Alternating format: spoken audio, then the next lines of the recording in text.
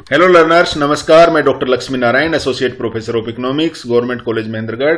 आज आपके सामने प्रस्तुत हूं एक नए वीडियो लेक्चर के साथ। और आज के इस वीडियो लेक्चर में हम डिस्कस करेंगे माइक्रो इकोनॉमिक्स के एक बहुत ही इंपॉर्टेंट और interesting topic, imperfect competition and exploitation of labour, या अपूर्ण प्रतियोगिता तथा श्रम का शोषण।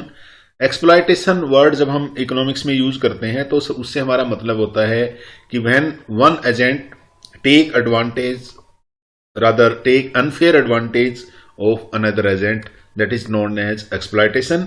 तो यहां जब हम इस वीडियो लेक्चर में जब हम exploitation of labor वर्ड का यूज करेंगे, this means we would be referring to a situation where the labor is being exploited due to market conditions, that is due to imperfect competition। इससे पहले के video lecture में हमने discuss किया था modern theory of wages और marginal productivity theory of wages. Marginal productivity theory of wages perfect competition की मान्यता पर आधारित थी, तो वहां उस थ्योरी के हिसाब से हम श्रम के शोषण को एक्सप्लेन नहीं कर पाएंगे। इसलिए श्रम के शोषण के लिए हमें जो डिमांड एंड सप्लाई थ्योरी है, जो हमने इससे पिछले वीडियो लेक्चर में डिस्कस की थी, वो यूज करनी होगी। तो चलिए शुरू करते हैं। और सबसे पहले हम आज के इस वीडियो लेक्चर के लर्निंग ऑब्जेक्टिव्स देखते हैं। इस वीडियो लेक्चर के देखने के बाद हम एक्सप्लॉयटेशन ऑफ लेबर से हमारा क्या अभिप्राय है उसको एक्सप्लेन करने में सफल होंगे। इसके साथ साथ हम ये जानने में सफल होंगे कि किस तरीके से एक मोनोपोली मार्केट में लेबर का एक्सप्लॉयटेशन होता है या लेबर एक्सप्लॉयटेशन होता है। मोनोपोली मार्केट बाजार की वह स्थिति है जहां पर श्रम का जो डिमांड करने वाला है या जो एम्प्लॉयर है वो एक सोल एम्प्लॉयर है या सोल सोर्स है डिमांड का, उसको हम मोनोपोली मार्केट कहते हैं। यानी जो श्रम की सेवाओं को खरीदने वाला अगर एक ही हो किसी मार्केट में तो उसको हम मोनोपोली मार्केट कहते हैं, जिसको हम बायर्स मोनोपोली कहते हैं। यानी लेबर को जो बाई करता है उसकी मोनोपोली है, तो उसको हम मोनोपोली वर्ड यूज करते हैं। तो इस वीडियो लेक्चर के बाद आप किस तरीके से मोनोपोली मार्केट में लेबर का एक्सप्लॉयटेशन होता है उसको एक्सप्लेन करने में सफल होंगे। इसके साथ साथ कुछ स्थितियां ऐसी होती हैं जब जो बायर्स मोनोपोली के साथ साथ, यानी फैक्टर मार्केट में बायर की मोनोपोली होने के साथ साथ वो जिस वस्तु का प्रोडक्शन करता है उस वस्तु के मार्केट में भी उसकी मोनोपोली है, यानी प्रोडक्ट मार्केट में भी मोनोपोली है। तो उसके कारण डबल एक्सप्लॉयटेशन ऑफ लेबर है। और इस डबल एक्सप्लॉयटेशन की लेबर की कंसेप्ट को भी आप इस वीडियो लेक्चर को देखने के बाद एक्सप्लेन करने में सफल होंगे।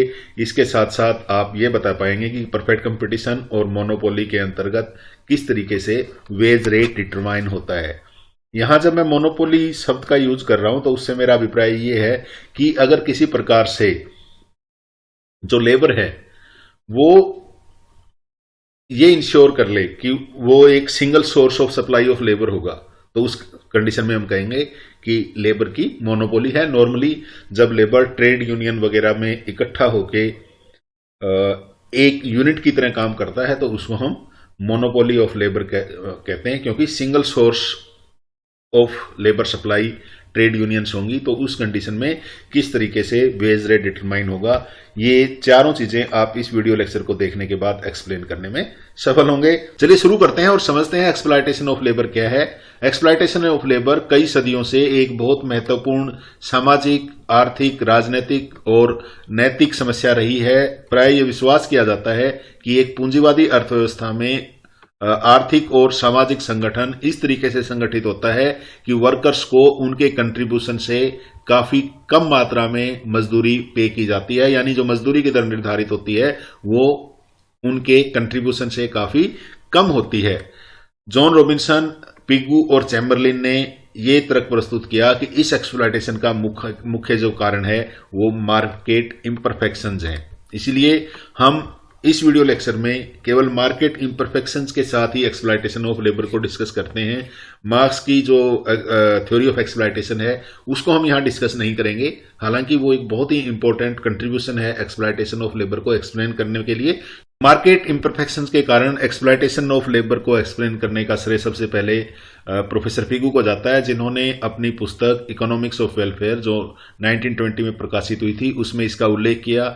इसके बाद 1933 में जॉन रॉबिन्सन ने the economics of imperfect competition जो उनका सिद्धांत था उसमें exploitation of labour due to market imperfections को और आगे से एक्सप्लेन किया। पिगू और रॉबिन्सन के अनुसार एक्सप्लॉयटेशन ऑफ लेबर उस समय होता है जब लेबर को जो वेज पे की जाती है वो उसकी वैल्यू ऑफ मार्जिनल प्रोडक्ट से कम होती है, यानी जो वेज रेट है वो कम होता है वैल्यू ऑफ मार्जिनल प्रोडक्ट। हमें पता है वैल्यू ऑफ मार्जिनल प्रोडक्ट हम किस तरीके से निकालते हैं, यानी मार्जिनल प्रोडक्ट इनटू AR, वो वैल्यू ऑफ मार्जिनल प्रोडक्ट होती है। तो इस तरीके से प्रोफेसर AC पिगू और श्रीमती जॉन रॉबिन्सन के अनुसार एक वर्कर जो है उस समय एक्सप्लॉइट होता है जब उसका जो VMP है उससे कम उस मात्रा में उसको वेजेस मिलती हैं।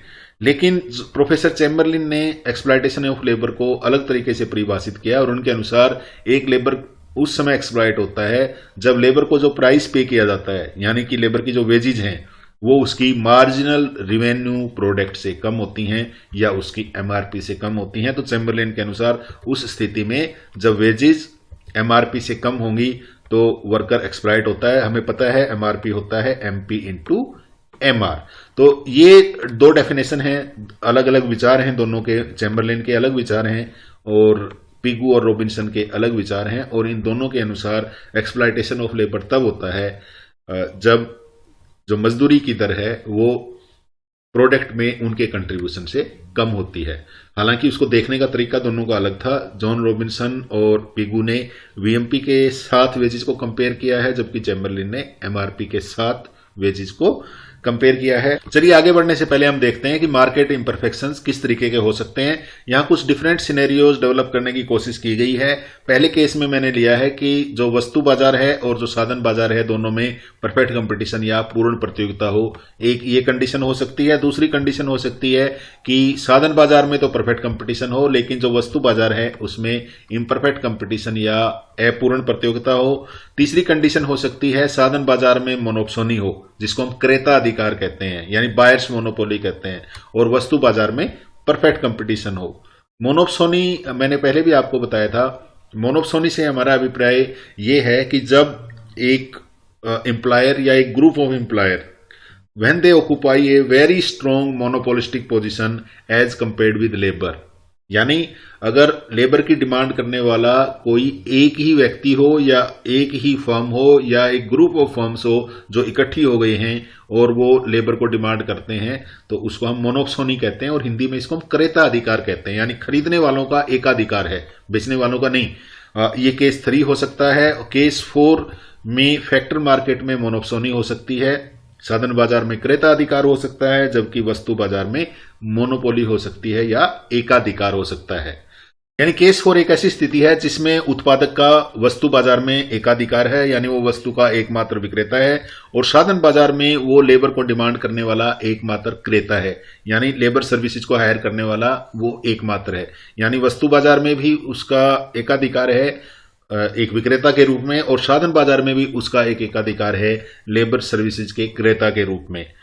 इन डिफरेंट सिनेरियोज में हम ये देखना चाहेंगे कि किस तरीके से एक्सप्लॉयटेशन ऑफ लेबर होता है या नहीं होता है, और अगर है तो उसकी अमाउंट कितनी है। पहला केस है जिसमें वस्तु बाजार में पूर्ण प्रतियोगिता है और साधन बाजार में भी पूर्ण प्रतियोगिता है।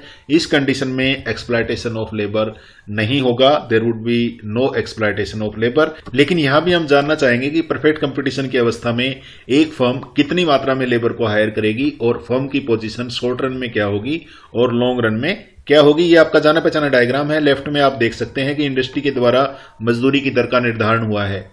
तो जो इंडस्ट्री में वेज रेट डिटरमाइन हुआ है और मार्केट में अगर परफेक्ट कंपटीशन है तो फर्म उस वेज रेट के ऊपर जो WW1 वेज रेट है उस पे जितनी मात्रा में चाहे उतनी मात्रा में वो लेबर को हायर कर सकती है। तो ये जो WW1 वेज रेट है ये फर्म का कॉस्ट कर्व है एक तरीके से वेज का, और एवरेज वेज और मार्जिनल वेज एक दूसरे के बराबर हैं। उसका कारण यह है कि जो WW1 है वो परफेक्टली इलास्टिक है, यानी OW मजदूरी की दर पर फर्म जितनी मात्रा में चाहे उतनी मात्रा में लेबर हायर कर सकती है, और उसकी एवरेज फैक्टर कॉस्ट और मार्जिनल फैक्टर कॉस्ट, क्योंकि वेजेस जो हैं फर्म के लिए कॉस्ट हैं, तो उसको हम एवरेज फैक्टर कॉस्ट या मार्जिनल फैक्टर कॉस्ट के रूप में भी ट्रीट कर सकते हैं, या उसको हम एवरेज वेज या मार्जिनल वेज भी कह सकते हैं।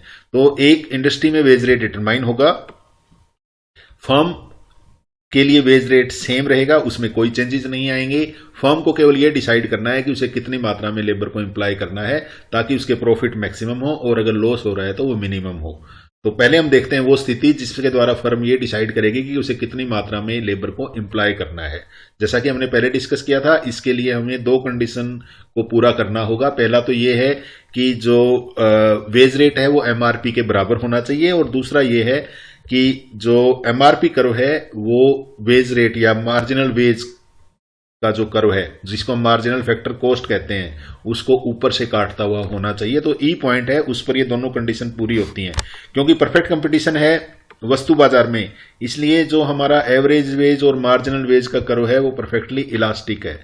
क्योंकि परफेक्ट कंपटीशन है फैक्टर मार्केट में, इसलिए हमारा MRP और VMP एक ही कर्व के द्वारा रिप्रेजेंट होगा। जैसा कि इस कर्व के द्वारा जो ग्रीन लाइन में आप देख सकते हैं, ये वाला कर्व इसके द्वारा रिप्रेजेंट होता है। ये हमें आगे भी याद रखना है, यानी कि जब हम ये कहते हैं कि there is perfect competition in factor market, तो इसकी डायग्रामेटिक ट्रांसलेशन ये है कि wage rate for a firm remains constant, यानी जो वेज का कर्व है एक फर्म के लिए वो परफेक्टली इलास्टिक होगा, यानी जो एवरेज वेज और मार्जिनल वेज एक दूसरे के बराबर होंगे।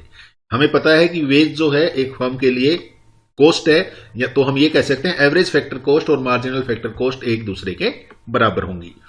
इसी तरीके से जब हम ये कहते हैं कि there is perfect competition in product market, तो इसकी डायग्रामेटिक ट्रांसलेशन ये है कि MRP और VMP एक ही कर्व के द्वारा रिप्रेजेंट होंगे, क्योंकि वो एक दूसरे के बराबर होंगे।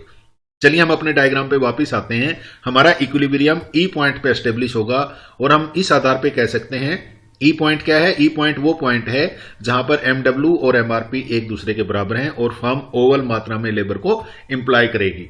तो इस स्थिति में हम देख सकते हैं जब फैक्टर मार्केट और प्रोडक्ट मार्केट दोनों में परफेक्ट कंपटीशन है, तो W is equal to MRP and we know that MRP is equal to VMP।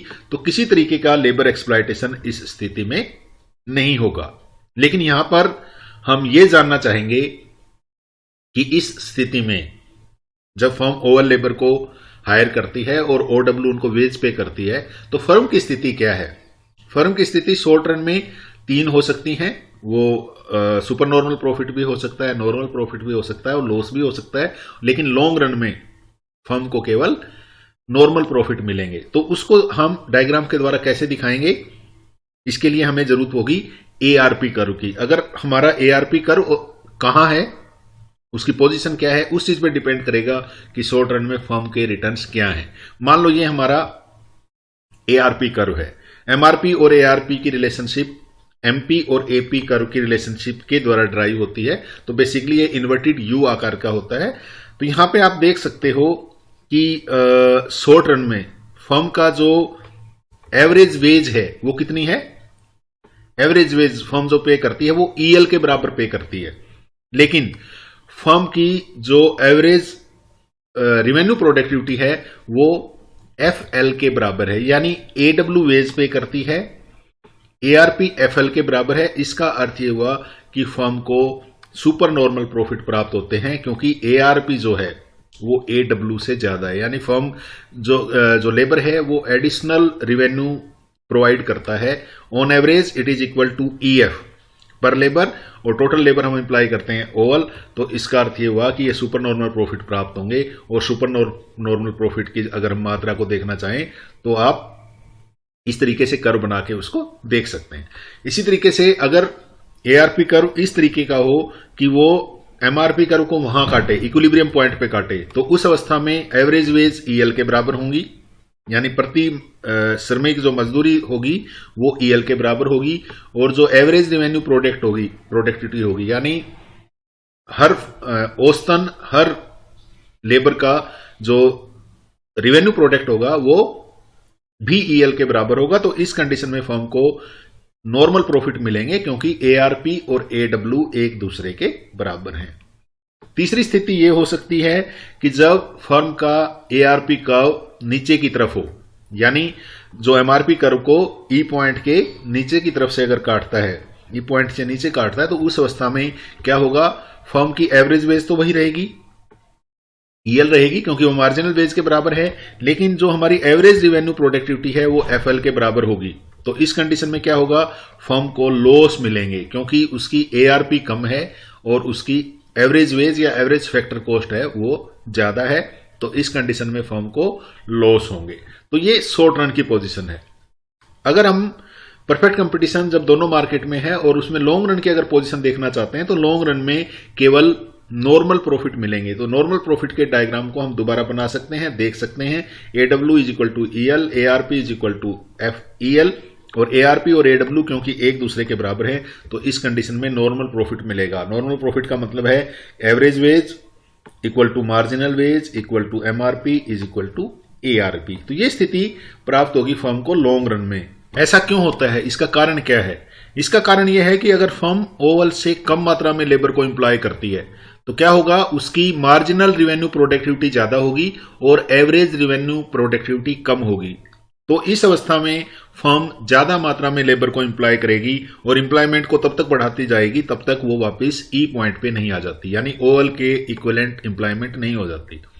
इसी तरीके से अगर किसी कारण से फर्म ओवल से ज्यादा लेबर को एम्प्लॉय करती है तो उस कंडीशन में फर्म की ARP ज्यादा होगी और MRP कम होगी, यानी जो हमारी एवरेज रिवेन्यू प्रोडक्टिविटी है वो ज्यादा होगी और मार्जिनल रिवेन्यू प्रोडक्टिविटी कम होगी। तो इसका मतलब ये हुआ कि फर्म जो है वो लेबर को कम एम्प्लॉय करेगी और तब तक उसकी एम्प्लॉयमेंट को घटाती जाएगी जब तक हम वापस E पॉइंट पे नहीं आ जाते। तो E पॉइंट हमारा इक्विवेलेंस का पॉइंट है बिटवीन MRP एंड ARP।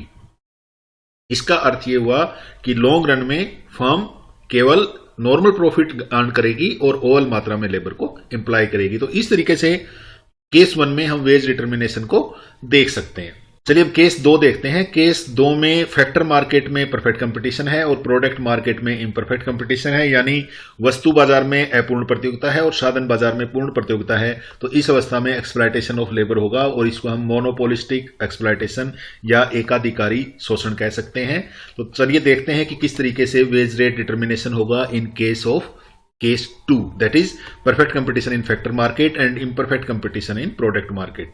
जब फैक्टर मार्केट में परफेक्ट कंपटीशन है तो मैंने बताया था इसका डायग्रामेटिकली ट्रांसलेशन इस तरीके से होगा कि जो AW और MW या AFC और MFC जो कर्व है वो परफेक्टली इलास्टिक होगा।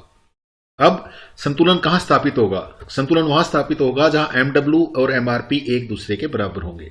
MRP कर्व जैसा कि हम जानते हैं वो ऊपर से नीचे की ओर नेगेटिवली स्लोप्ड होता है जैसे यहां, और संतुलन वहां स्थापित होगा जहां ये दोनों कर्व एक दूसरे पे काटते हैं, यानी E बिंदु पर संतुलन स्थापित होगा और इस E बिंदु पर फर्म ओवल मात्रा में लेबर को एम्प्लॉय करेगी। तो ये तो हमने डिसाइड कर लिया केस 2 में।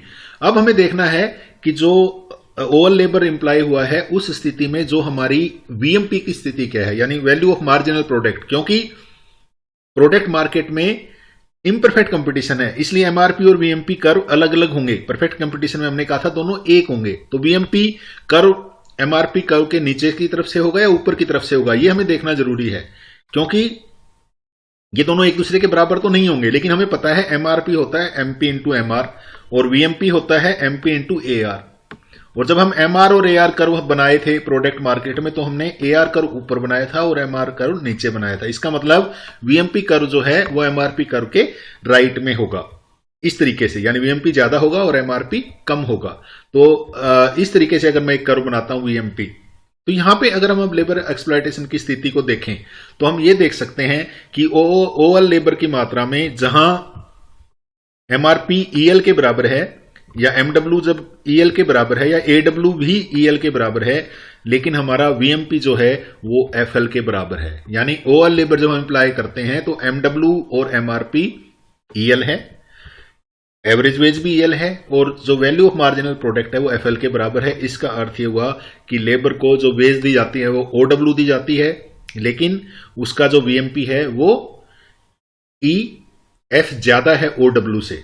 यानी यहां पे अगर हम देखें तो ये ईएफ ज्यादा है ओडब्ल्यू से, यानी पर लेबर जो एक्सप्लॉयटेशन है वो एफ के बराबर है। लेबर का एक्सप्लॉयटेशन पर लेबर ईएफ के बराबर है। और टोटल एक्सप्लॉयटेशन अगर हमें देखें तो ये ट्राइंगल हम बना सकते हैं, इस ट्राइंगल के बराबर हमारा एक्सप्लॉयटेशन होगा। जैसा कि आप देख सकते हैं ये हमारा लेबर का टोटल एक्सप्लॉयटेशन होगा। इसको हम कहते हैं मोनोपोलिस्टिक एक्सप्लॉयटेशन ऑफ लेबर। ये पर लेबर ईएफ के बराबर होगा और टोटल इस रेक्टेंगुलर के द्वारा आप देख सकते हो ये टोटल एक्सप्लॉयटेशन होगा। ये था हमारा केस 2। चलिए अब केस 3 की तरफ आते हैं। केस 3 क्या स्थिति है? जब फैक्टर मार्केट में मोनोप्सोनी है और प्रोडक्ट मार्केट में परफेक्ट कंपटीशन है। मोनोप्सोनी यानी क्रेताधिकार, क्रेता का एकाधिकार, यानी खरीदने वाला, लेबर की सर्विसेज को हायर करने वाला एक ही फर्म है, तो इस अवस्था में एक्सप्लॉयटेशन होगा और इस एक्सप्लॉयटेशन को भी हम मोनोप्सोनिटिक एक्सप्लॉयटेशन कहेंगे। मोनोप्सोनी स्थिति है ना, तो मोनोप्सोनी एक्सप्लॉयटेशन कहेंगे। चलिए इसमें भी फिर से हम अपने ग्राफ्स को देखते हैं। अगर मोनोप्सोनी है फैक्टर मार्केट में तो इसका अर्थ क्या हुआ? जब परफेक्ट कंपटीशन था तब तो एमडब्ल्यू और एडब्ल्यू एक दूसरे के बराबर थे, लेकिन अब एमडब्ल्यू ज्यादा होगा और एडब्ल्यू कम होगा, क्योंकि जो कॉस्ट के कर्व हैं वो ऊपर की तरफ बढ़ते हुए होते हैं। तो ये आपका marginal cost, marginal factor cost है एमडब्ल्यू और ये आपका एवरेज फैक्टर कॉस्ट है एडब्ल्यू। हमें पता है कि मार्जिनल जो होता है वो एडब्ल्यू से के लेफ्ट में होता है, यानी अगर एवरेज फैक्टर कॉस्ट बढ़ रही होती है तो मार्जिनल फैक्टर कॉस्ट भी बढ़ रही होती है और उससे तेजी से बढ़ती है, यानी एमडब्ल्यू कर्व एडब्ल्यू कर्व के राइट में होगा। तो ये मोनोप्सोनी जब हम फैक्टर मार्केट में कहेंगे तो इस तरीके का डायग्राम होगा हमारा एडब्ल्यू और एमडब्ल्यू का। इसी तरीके से हमने कहा perfect competition in product market, इसका मतलब वीआरपी और एमआरपी और वीएमपी दोनों एक दूसरे के बराबर होंगे। क्यों? हमने पहले एक्सप्लेन किया है इसको कि एमआरपी बराबर होता है एमपी इंटू एमआर और वीएमपी बराबर होता है एमपी इंटू एआर, लेकिन परफेक्ट कंपटीशन में एआर और एमआर एक दूसरे के बराबर होते हैं, इसलिए हमारा वैल्यू ऑफ मार्जिनल प्रोडक्ट और मार्जिनल डिवेन्यू प्रोडक्ट दोनों एक दूसरे के बराबर होंगे। इसका अर्थ यह होगा कि हमारा जो वीएमपी और एमआरपी का कर्व होगा वो एक ही होगा, जैसा कि इस ग्रीन लाइन के द्वारा आप देख सकते हो। अब इक्विलिब्रियम कहां स्टेब्लिश होगा? जहां एमडब्ल्यू और एमआरपी यानी एमएफसी और एमआरपी एक दूसरे के बराबर हैं। जैसा कि हमने ड्रॉ किया था, ये हमारा एमएफसी कर्व था, ये हमारा एएफसी एडब्ल्यू कर्व है और ये हमारा एमआरपी कर्व है। तो इक्विलिब्रियम कहां स्टेब्लिश होगा? जहां ये एमआरपी कर्व और एमडब्ल्यू कर्व एक दूसरे को काटते हैं, इस पॉइंट पे काटते हैं, तो ये हमारा इक्विलिब्रियम एस्टेब्लिश होगा एट पॉइंट ई, और ई पॉइंट पे ओवर लेबर इंप्लाई होगा और वेज रेट जो है हमारी वो एवरेज वेज के बराबर होगी, यानी एलएफ के बराबर। जो ओवर लेबर की अमाउंट है, इस ओवर लेबर की अमाउंट पे हमारी जो मार्जिनल वेज है या जो एमआरपी है या वैल्यू ऑफ मार्जिनल प्रोडक्ट है वो ईएल के बराबर होगा। इसके विपरीत जो हमारी एवरेज वेजेज हैं वो एफएल के बराबर होंगी। ये इसका मतलब ये हुआ कि जो लेबर को एवरेज वेज पे की जाती है वो एफएल के बराबर की जाती है, लेकिन उसका वैल्यू ऑफ मार्जिनल प्रोडक्ट है वो उससे एफई ज्यादा है। इसका मतलब लेबर को उनके मार्जिनल प्रोडक्ट से कम पे किया जाता है, तो उसके कारण एक्सप्लॉयटेशन ऑफ लेबर होगा। अब ये एक्सप्लॉयटेशन ऑफ लेबर कितना होगा ये हम देख सकते हैं। ये होगा हमारा ये डायग्राम जो हमने बनाया है ई एफ ए और बी, यानी पर लेबर जो एक्सप्लॉयटेशन है वो ईएफ है। टोटल हमने ओवल लेबर इंप्लाई किया है, तो टोटल जो एक्सप्लॉयटेशन होगा वो ओवल इंटू ईएफ के बराबर होगा और वो इस रेक्टेंगुलर के द्वारा रिप्रेजेंट किया जा सकता है, यानी ए बी ई एफ के बराबर लेबर का टोटल एक्सप्लॉयटेशन होगा।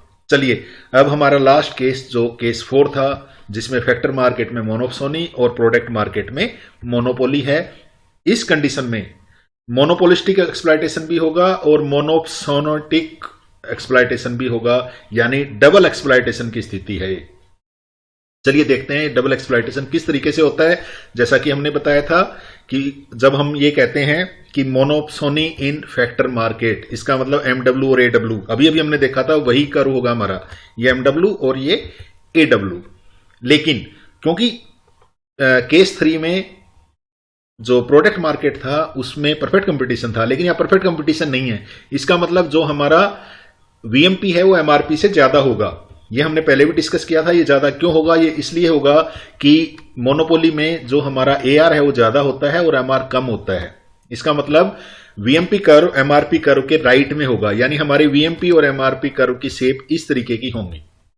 ठीक है, जैसा कि हमने पहले भी दिखाया है, ये हमारा एमआरपी कर्व होगा और ये हमारा वीएमपी कर्व होगा। अब इक्विलिब्रियम कहां स्टेब्लिश होगा? इक्विलिब्रियम की कंडीशन वही है जहां पर एमडब्ल्यू और एमआरपी एक दूसरे के बराबर हों और एमआरपी कर्व एमडब्ल्यू कर्व को ऊपर से काटे। तो ये कंडीशन यहां पर ई बिंदु के द्वारा पूरी होगी। ये ई बिंदु पर पूरी हो रही है, ये हमारा ई बिंदु है और इस ई बिंदु पर हम ओवल लेबर को इंप्लाई करेंगे। ठीक है, इक्विलिब्रियम कंडीशन में लेबर का इंप्लायमेंट ओवल के बराबर होगा। अब इस ओवल लेबर को जब एक फर्म इंप्लाई करती है तो उस कंडीशन में ओवल लेबर में फर्म का जो मार्जिनल वेज या मार्जिनल रेवेन्यू प्रोडक्ट है वो EL के बराबर है, लेकिन इसकी एवरेज वेज क्या है? वो FL के बराबर है, यानी पर वर्कर FL वेज पे की जाती है on average wage is FL। VMP कितना होगा? इसके लिए हमें वीएमपी कर्व ड्रा करना होगा। ये हमारा वीएमपी कर्व है और अगर ओवल लेबर पे हम वीएमपी देखें कि हमारी वीएमपी कितनी है तो हमें ओवल लेबर से ऊपर जाना होगा। यहां से अगर हम ऊपर एक लाइन खींचेंगे, जैसा कि हम यहां खींचते हैं, तो ये G पॉइंट आ गया हमारा और G पॉइंट पर हमारा जो वीएमपी है वो GL के बराबर होगा। अब हमारा वीएमपी GL है और हमारी एवरेज वेज FL है, तो इसका मतलब ये हुआ कि जो हमारी वेज लेबर को पे की जाती है वो OW है, लेकिन लेबर का जो कंट्रीब्यूशन है वो OM है। इसका अर्थ ये हुआ WM के बराबर लेबर का एक्सप्लॉयटेशन है और अगर यहां देखें तो GF के बराबर लेबर का एक्सप्लॉयटेशन है पर लेबर। और टोटल एक्सप्लॉयटेशन अगर हम निकालें तो इस एरिया जो हमारा बना है WMGF के द्वारा ये लेबर का टोटल एक्सप्लॉयटेशन है इन केस ऑफ 4। इसको हम डबल एक्सप्लॉयटेशन इसलिए कहते हैं, आप देख सकते हैं कि एक्सप्लॉयटेशन की मात्रा इसमें काफी ज्यादा है क्योंकि प्रोडक्ट मार्केट में मोनोपोली है और फैक्टर मार्केट में मोनोप्सोनी है। तो ये केस 4 था। ये हमने अभी डिफरेंट सिनेरियोज में देखा कि किस तरीके से एक्सप्लॉयटेशन ऑफ लेबर होता है और किस तरीके से उसको मेजर किया जा सकता है। एक स्थिति ऐसी भी उत्पन्न हो सकती है जब बाजार में लेबर सर्विस को प्रोवाइड करने वाला केवल सिंगल सप्लायर हो, यानी आपूर्तिकर्ता का बाजार पर एकाधिकार हो। ऐसा तब होता है अगर जो श्रमिक हैं वो आपस में मिलकर एक ट्रेड यूनियन का निर्माण कर लें। तो उस कंडीशन में जो ट्रेड यूनियन है उसका श्रम की पूर्ति के ऊपर एकाधिकार होता है, यानी जो ट्रेड यूनियन है वो single source of labour supply होगी और उसके कारण उसकी लेबर सप्लाई पर मोनोपोली होगी। तो इस कंडीशन में किस तरीके से वेज डिटरमाइन होंगी और किस तरीके से एम्प्लॉयमेंट डिटरमाइन होगा उसको हम समझने का प्रयास करते हैं। चलिए, हमने जो एजम्पशंस किए थे उसके आधार पे ये हमारा डिमांड कर्व है जो AR के द्वारा रिप्रेजेंट है। ये यूनियन का या जो सिंगल सोर्स ऑफ सप्लाई है उसका सप्लाई कर्व है। ये हमारा MR कर्व है। अब क्योंकि स्ट्रॉन्ग ट्रेड यूनियन है और लेबर की पूर्ति पर उसका एकाधिकार है, तो कितनी मात्रा में वो वेज का डिटरमाइन करते हैं और कितनी मात्रा में वो लेबर को इंप्लाई करते हैं, उसके लिए 3 पॉसिबिलिटी हो सकती हैं और वो डिपेंड करता है कि जो मजदूर संघ है यानी जो ट्रेड यूनियन है उसके लक्ष्य क्या है, उसके गोल क्या है, उन पर निर्भर कर सकता है। अगर ट्रेड यूनियन का गोल ये है कि वो कुल मजदूरी को अधिकतम करना चाहते हैं, यानी if their goal is to maximise total wages, तो वो कहां मैक्सिमाइज होंगी? वो वहां मैक्सिमाइज होंगी जहां MR 0 है। ये हमारा MR कर्व है और यहां पे MR 0 है, यानी MR 0 पे OL1 लेबर इंप्लाई होगा और E1 L1 के बराबर वेज डिटरमाइन होंगी। तो यहां टोटल वेजेज अगर हम निकालें तो वो हो जाएगी OL1 लेबर इंप्लाई है और OW1 वेजेज है। तो इसका मतलब जो एरिया है OW1 E1 L1 के बराबर टोटल वेजेज होंगी और ये वेजेज मैक्सिमम होंगी। लेकिन इस कंडीशन में क्या होगा कि जो लेबर डिमांड और सप्लाई के द्वारा इंप्लाई हो सकते थे उस कंडीशन में OL के बराबर लेबर इंप्लाई हो सकते थे, लेकिन केवल OL1 इंप्लाई होंगे अगर फर्म टोटल वेजेस को मैक्सिमाइज करना चाहती है। तो इसका मतलब ट्रेड यूनियन को LL1 के बराबर अनएम्प्लॉयमेंट सहन करनी होगी अगर वो टोटल वेजेस मैक्सिमाइज करना चाहती है। यानी ट्रेड यूनियन का मकसद या एम केवल वेजेस को मैक्सिमाइज करना है, टोटल वेजेस को, तो उस कंडीशन में उनको LL1 के बराबर अनएम्प्लॉयमेंट सहन करनी पड़ेगी। तो ये पहला गोल ये हो सकता था कि वो अपने टोटल वेजेज को मैक्सिमाइज करना चाहती थी। दूसरा फर्म का गोल हो सकता है कि वो अपने टोटल इकोनॉमिक रेंट या कुल आर्थिक लगान को अधिकतम करना चाहते हैं, यानी मजदूरी की दर को ज्यादा से ज्यादा रखना चाहते हैं, या वेजेज और एआर का गैप है वो मैक्सिमम रखना चाहते हैं। तो ये किस कंडीशन में होगा, जैसा कि आप देख सकते हैं वो उस कंडीशन में होगा जब वो OL2 के बराबर लेबर को इंप्लाई करती हैं। तो उस कंडीशन में वेजेज जो है वो L2E2 के बराबर होंगी या OW2 के बराबर होंगी जो मैक्सिमम है, और एम्प्लॉयमेंट इस कंडीशन में OL2 के बराबर होगी। लेकिन इस कंडीशन में भी लेबर यूनियंस को, ट्रेड यूनियंस को LL2 के बराबर अनएम्प्लॉयमेंट सहन करनी पड़ेगी। तो तीसरा जो उद्देश्य हो सकता है लेबर यूनियन का या ट्रेड यूनियन का, वो एम्प्लॉयमेंट को मैक्सिमम करना हो सकता है। अगर उसका उद्देश्य एम्प्लॉयमेंट को मैक्सिमम करना होगा तो वो OW के बराबर वेजेस को फिक्स करेंगी और उस मात्रा में मैक्सिमम जो लेबर सप्लाई कर सकती हैं OL के बराबर वो लेबर सप्लाई करेंगी, और इस कंडीशन में अनएम्प्लॉयमेंट नहीं होगी। तो ये थी हमारी मोनोपोली के अंतर्गत वेज डिटर्मिनेशन। अब एक और कंडीशन हो सकती है जिसको हम बायलैटरल मोनोपोली कहते हैं, यानी जब एम्प्लॉयर एसोसिएशन है, यानी मोनोप्सोनी भी है और मोनोपोली भी है। ठीक है, मोनोपोली प्रोडक्ट मार्केट में नहीं, मोनोपोली सप्लायर की साइड से, तो उसको बायलैटरल मोनोपोली कहते हैं। लेकिन इसका वेज रेट डिटर्मिनेशन किस तरीके से होगा, इसमें इकोनॉमिक थ्योरी उसको एक्सप्लेन करने में सक्षम नहीं है। वो दोनों की बार्गेनिंग पावर पे डिपेंड करेगा कि मोनोपोली, जो सप्लायर की मोनोपोली है लेबर सर्विस की सप्लाई करने वाली, और लेबर सर्विस को परचेज करने वालों की जो मोनोप्सोनी है वो कितनी स्ट्रोंग है, उनकी बार्गेनिंग पावर्स कितनी है, उस हिसाब से वेजेज जो है वो डिसाइड होंगी, वेज रेट डिटरमाइन होगा। तो ये था आज का वीडियो लेक्चर जिसमें हमने देखा कि किस तरीके से exploitation of labour different market conditions में मेजर किया जा सकता है और उसको एक्सप्लेन किया जा सकता है। आइए हम अपनी अंडरस्टैंडिंग को देखने के लिए कुछ MCQ क्वेश्चन देखते हैं। पहला क्वेश्चन दिया है, इसमें मैंने एक डायग्राम दिया है और आपसे ये पूछा है कि आपको ये बताना है ये डायग्राम क्या दिखाता है। इन चारों कंडीशन में से आप देख सकते हैं ARP जो है वो AW से कम है, इसका मतलब ये लॉस की स्थिति है, तो C would be the right answer. एक और हम देखते हैं, एक और डायग्राम, इसके आधार पे आपको नीचे दिए क्वेश्चंस का जवाब देना है कि ये कौन सी स्थिति है। चार स्थितियां दी हुई हैं, आप देख सकते हो ये स्थिति C है, यानी मोनोप्सोनी इन लेबर मार्केट और मोनोपोली इन गुड्स मार्केट। इस डायग्राम को देख सकते हो, जो मोनोप्सोनी है तो इसका मतलब MW और AW अलग अलग होंगी, मोनोपोली है तो MRP और VMP अलग अलग होंगे जो हैं, तो C would be the right answer. Next हो सकता है एक और डायग्राम, ये डायग्राम में MRP और VMP एक दूसरे के बराबर हैं, इसका मतलब ये हुआ कि प्रोडक्ट मार्केट में परफेक्ट कंपटीशन है लेकिन लेबर मार्केट में मोनोप्सोनी है, तो correct answer would be B, monopsony labour market and perfect competition in good market. एक और क्वेश्चन देखते हैं, ये सिंपल क्वेश्चन है, इसमें हम किस स्थिति को दिखाया है, MRP और VMP एक दूसरे के बराबर हैं, AW और MW भी बराबर है, यानी दोनों बाजार में परफेक्ट कंपटीशन है, तो इसका अर्थ ये हुआ कि A would be the right answer, perfect competition in both labour and goods market. एक और देखते हैं बायलैटरल मोनोपोली, जैसे मैंने अभी बताया था बायलैटरल मोनोपोली क्या होती है, ए मोनोपोलिस्ट फेसिस ए मोनोप्सोनिस्ट, यानी एक single source of labour supply faces single buyer of labour supply, और मैंने कहा था कि यहां वेजेस जो हैं वो दोनों की बार्गेनिंग पावर के द्वारा डिसाइड होती हैं, तो D would be the right answer. ये कुछ रेफरेंसेज हैं जिनको आप देख सकते हैं, आगे रेफर कर सकते हैं। तो आज के इस वीडियो लेक्चर में इतना ही, आपके धैर्यपूर्वक सुनने के लिए धन्यवाद, थैंक यू।